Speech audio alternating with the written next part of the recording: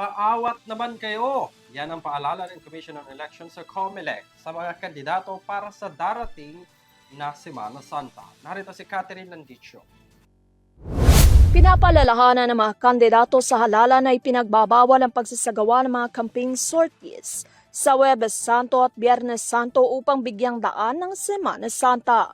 Ayon sa COMELEC, ang kahit anumang use election code na may mga parusa kabilang ang pagmumulta, pagkakulong at posibleng diskwalifikasyon sa paghawak ng pampublikong tungkulin.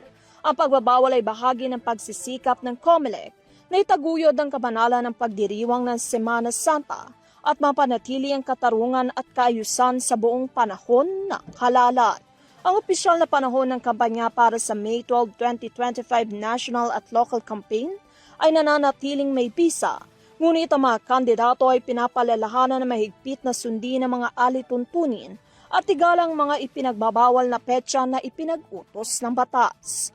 Para sa TV News, Catherine Landicho, sumasaludo sa bawat Pilipino.